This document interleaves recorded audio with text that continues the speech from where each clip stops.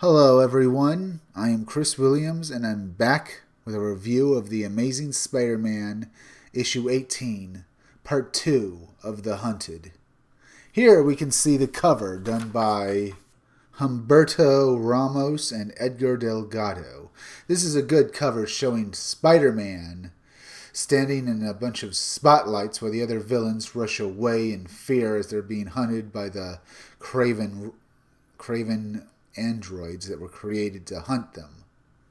Now, the problem with this cover is that, well, Spider-Man's in his red and blue costume when he should be in his black and white costume. I suppose they just wanted to make sure that people who were looking at the cover knew it was Spider-Man. Now, this is also a lie because it also has the lizard on the cover. Well, I'm pretty sure it's the lizard. It has the lizard in his lab coat on the cover right there. And it also has the black cat when she has actually been captured by Kraven and is being held with Jack Connor. And the first page is, once again, Marvel continues. Marvel insists on making bad first pages for their comics.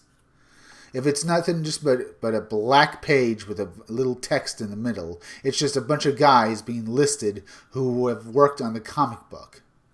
I know Nick Spencer is the writer, but could we have a good first page? For the last few reviews, I've been trying to skip saying this, but it's just the same thing with every comic I read. I mean, the last one, the first part of The Hunted, it was good. It actually had a good first page. Now let's go on to the real first page. We see Spider-Man web-slinging along from tree to tree while the other villains rush in a headlong mob trying to escape the people that are the people who are piloting those androids behind them. The androids take aim, and some of the villains stay to fight, particularly Stegons to stand and fight and try to butcher these robots before they can kill him like an animal.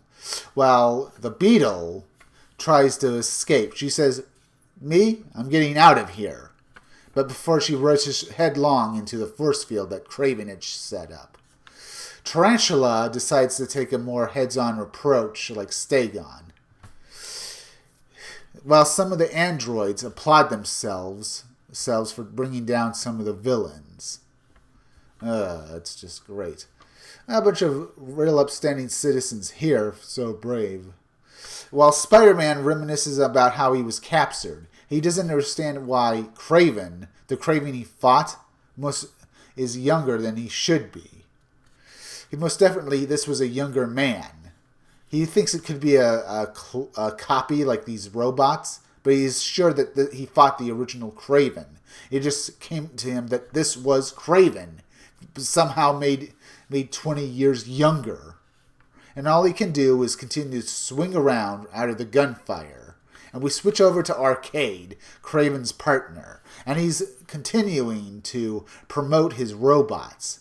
He says to one of the guys in the crowd, "You, sir, you're an overweight guy. I know it's a bit of a joke to say this, but how would you like to be fit and young again? Well, at least for a few minutes, and you'll be able to hunt like a wild man, like the original Kraven the Hunter." So he gives him a VR helmet, and the man puts it on, and he finds himself transported into the body of the robots, of the android copies of Kraven. And he uses this power. They set up a demonstration where he ends up fighting Iguana Man, a guy they had previously captured. They captured him so they could use him to promote their VR robot technique. And the man kills Iguana Man. He butchers him to death, beating him to death with a holographic nightstick. And all he can say is he says he feels anger for every girl who ever dumped him, for every promotion he lost. And he finally says, I killed that thing. I killed it. What I don't understand is, if he lost promotions and stuff like that, how is he able to be so rich as to pay for this? I thought Arcade and Kraven were selling to the highest bidder. Some of these guys don't look all that rich, so I'm not quite sure how is this actually working.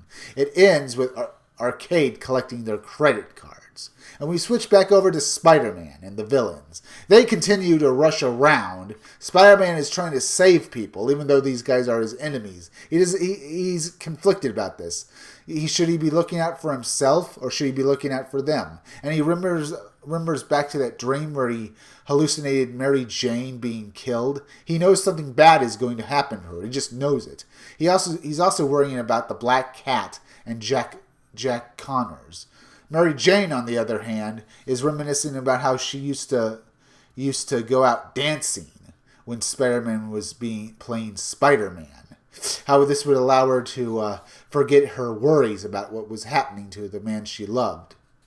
Spider-Man, meanwhile, is saving villains left and right. This time he saves the villain, the Gibbon. And he says, I don't let things like you trying to kill me once or twice get in my way of me saving you, Gibbon.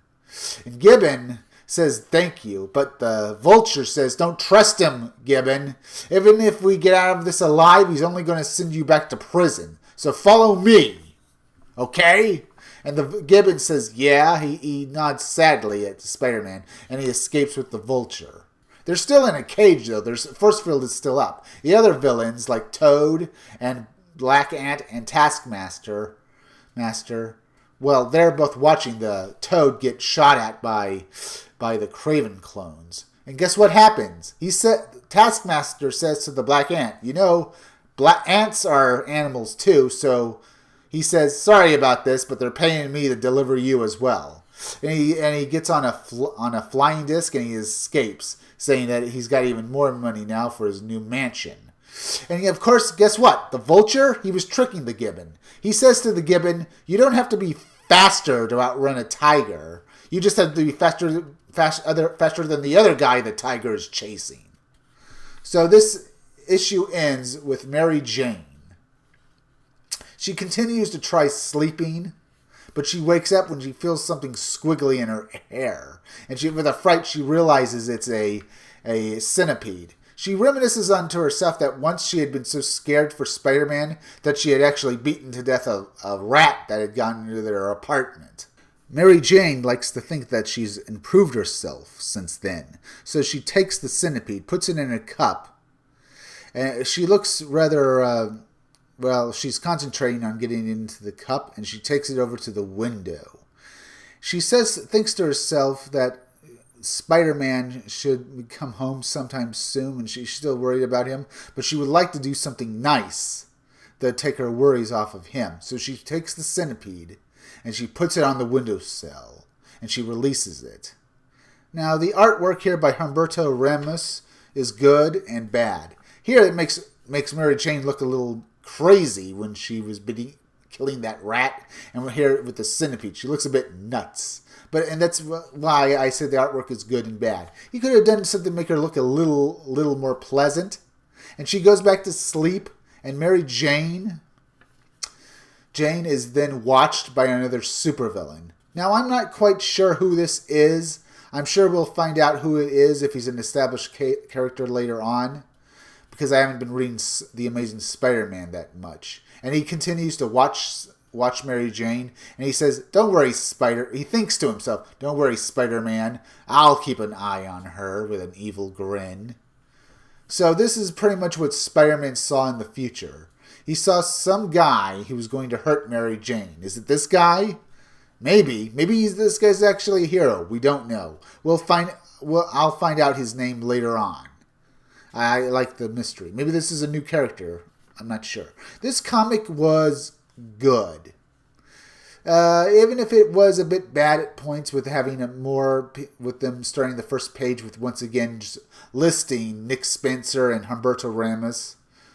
But this was a good issue. It was a good second issue of this arc. Yeah, I would say you could check it out. But I wouldn't say it was as good as the first issue. Let's see. They didn't really do much with Black Cat. But we got a little more characterization with Mary Jane and what could possibly happen to her. So yeah, this was a good issue.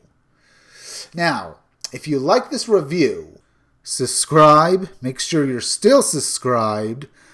hit that like button and leave some comments down below. I would love to hear from you all, because you're helping me bring you good independent content, like my soon-to-be-released comic book, Scum Dogs, as well as more videos that I'll continue to make every day.